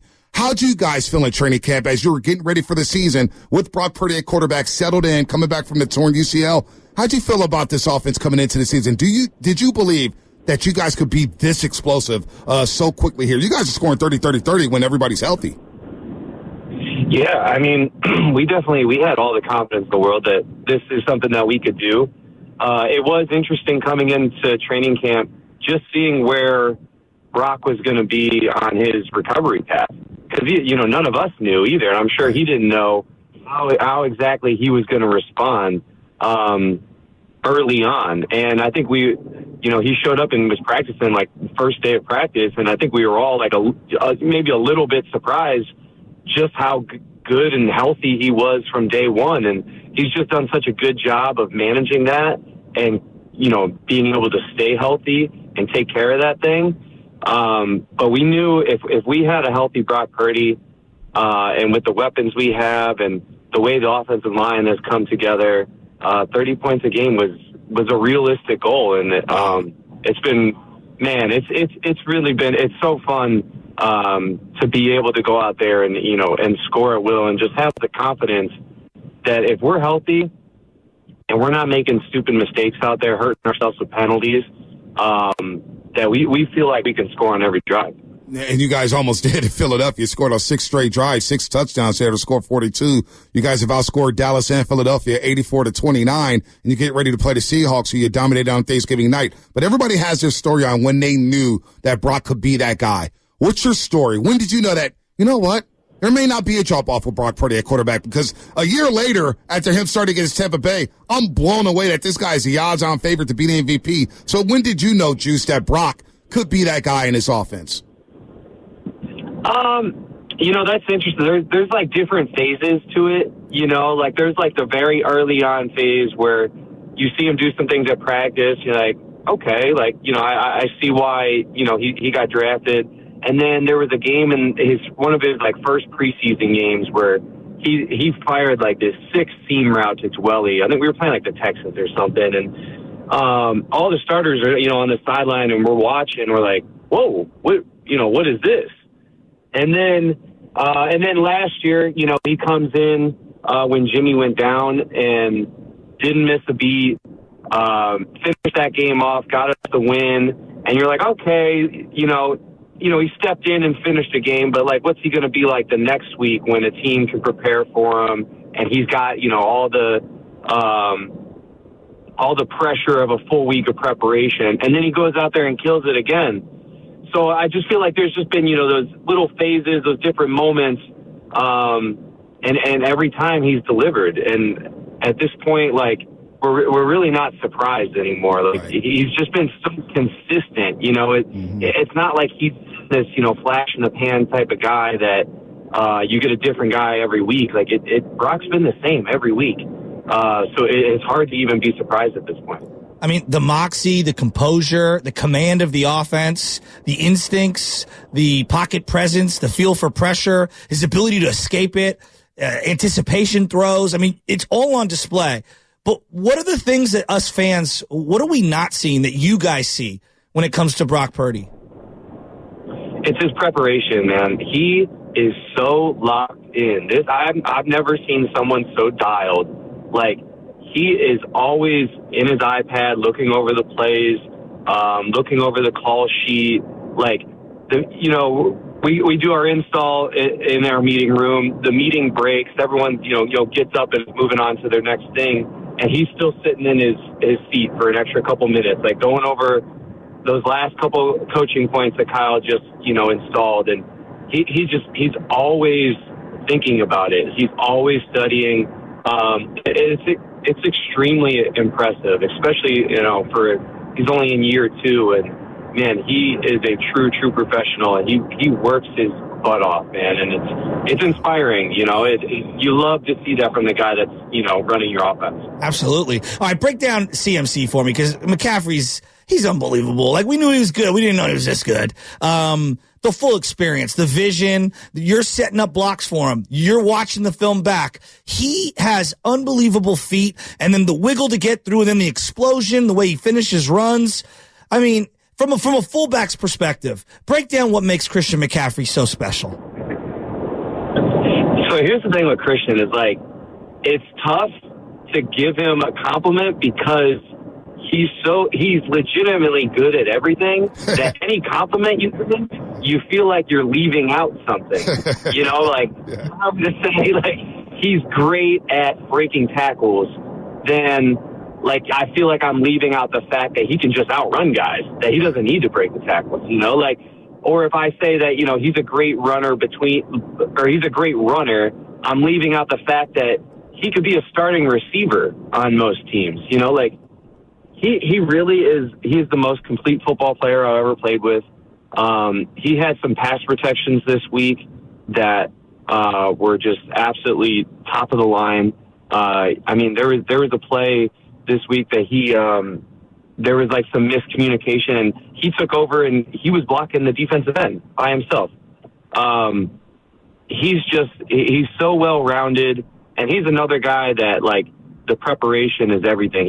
I've never met somebody that does so much to take care of his body, because he knows, like, he takes it personal of how much is asked of him and how much is expected from him on game day. And believe me, like, that is not easy to have your body ready every week, to handle the ball 20, 25 times and still be as electric as he is. So he's been just the best teammate, man, and I'm so happy he's on our squad. Yeah, we all are. This guy's a stud, 1,000 to 1,000 type of guy here we're talking about. We're talking to Kyle Juszczyk here on the Morning Rush on 95.7 The Game, 7-time Pro Bowler. So a couple more for you before we get out of here. Kyle Shanahan, your head coach, you've been here for a long time, and you've seen Kyle. In what areas has he grown? Because it feels like he's doing his best job this year. And you guys have had some special seasons. 3 of the last 4 years, NFC Championship game appearances, a Super Bowl appearance. But it feels like this year just feels different. Is there a difference to Kyle Shanahan this season? You know what? Again, like, sometimes I hate, like, pointing out differences or, compliments, because I don't want to, like, diminish what he's already done, because I feel like he's been great my whole tenure here, these last 7. But yeah, I just think he's really tuned into this team. He really has a good feel of just what we're good at. He's got a great feel of even just like little things during the week of like, okay, do they need a full speed practice today? Are their bodies a little banged up? Do we need to just be fresh on Sunday? And okay, let's take a few plays off at practice. Let's take the pads off. Like, I feel like he's got a really good feel of that, and he just knows this team. I mean, so many of us have been playing for him for a long time now. Like, there's not a lot of guys that are, in the first year playing with us. So I just think he has a really good beat on this team and a really good understanding of us. All right, well, real quick one, and then we'll get you on out of here. George Kittle always has the custom Jordans on. Who got the best shoe game on the team? Oh, you know what? I feel like George would be upset if I didn't give him that crown, even though, subtly, I think I'm pretty high up there. Get a lot of compliments from the team. I'm just maybe not as flashy about it. So I'll give it to my guy, George. He's got great shoes, great fits. No Debo? The all black Force Ones. No Debo? I didn't even know they made those. Hey, I mean, Debo's definitely up there too. I was teasing him last week with those big boots he came in on. I mean, he looked like he was 3. He looked like. Hey, real quick, I got to ask you about Drake Greenlaw. I'm talking about the security guard. Yeah, forget but that. On the broadcast, Greg Olsen said, even Fred Waters said Drake Greenlaw is the hardest hitter in the league. And we saw Drake Greenlaw at training camp, and he's hitting the helmet. God. And we're like, Drake, give us the get fired up. He goes, no, there's no pads on. Then he goes in there, and he stuffs Christian McCaffrey in the hole without pass. I'm like, this guy is insane as a middle linebacker. Somebody compared him to Alvin Mack from the program yesterday, and I can't unsee that. How hard does Drake Greenlaw hit? You've gone at it against him in practice. Oh, yeah, believe me, he definitely brings it. I think it might have been his rookie year. We were in training camp, and we were going through like it was like a 2-minute or a turbo situation, and I caught the ball in the flats, and I was going to get out of bounds to need to stop the clock, and kind of just let up, and he absolutely lifted me. And the team posted a video of it, which first thing I'm like, come on, guys, let's not post this video of me just blown up by a rookie linebacker. But that was my first taste of it. And so Christian and I all the time during games, like, we're just in awe of Dre. Like, Dre's our favorite player. He's so fun to watch, and he imposes his will and that physicalness, that toughness. Like, it's infectious, because, like, when Dre goes out there and is just punishing people, you want to go out there and do the same thing. Like, it really fires you up. And he's got this incredible ability that it just in, like, awkward situations and in the open field, he can get his cleats into the ground and still generate an incredible amount of power to still, like, really put that thud on you. Mm-hmm. And I don't see that from anybody else. And I think I really do think he's one of the best linebackers in the NFL. And he is so fun to watch. And he's my favorite player on our team. All right, before you get on out of here, we know that Trent and Debo are controlling the boom box. Who's the last guy on the team you want controlling the music in the boombox? Who's the guy you least want to hear their music from? I'm going to go Colton McKivitz. Wow. I'm not trying to listen to whatever country plays. See, Kyle, you got that swag, Kyle. Let's That's go. why we rock with you, man. You got that swagger. Hey, seriously, it's been a lot of fun watching you guys this season. It feels like something special's brewing with you guys. But good luck against Seattle. Let's beat up on the Seahawks on Sunday, and then we'll see you soon. Good stuff, Kyle. Thanks for spending some time with us. Yeah, no problem. Good chat with you guys. All right, that was Juice, Kyle Juszczyk with Bonte and Shasky earlier this week on 95.7 The Game. Hello, it is time for your prediction, my friend. Absolutely, man. I'll tell you right now, I love Juszczyk, man. He just tells it like it is. Juice is my guy. 44 in your program, number 1 in your heart. But I have to take this prediction. I'm going to tell you right now, the Niners will cover. They will cover the 14. It's going to beat them by at least 14 at the bare minimum. I know Seattle had a longer rest week. I got the Niners. Let's go 30-17. That we're very close. I'm going to go 31-21, Niners by 10. I just think these are two teams going in different directions. Seattle is going to fight valiantly in the first half, but the Niners are going to put up 30, and they're going to win by 10. Make sure you guys tune in after the game. As soon as the game's over, tune it right into 95.7 The Game for overtime. The post-game show, Bennett and Grandy will do an incredible job. They'll take phone calls. They'll analyze the game. They'll break it down. Two very knowledgeable football guys. No question. So make sure you hear those two guys on overtime as soon as the game's over. No question. Good to see you, my friend. Hey, it's always good to see you, Larry. And I just think the Niners have too much at stake. We talked about, the importance of winning and winning because you have still the opportunity to have the number 1 seed, and especially after tonight when Dallas Cowboys take down the Philadelphia Eagles. Go Niners! Enjoy the game, and, of course, check out overtime as soon as the game's over on 95.7 The Game.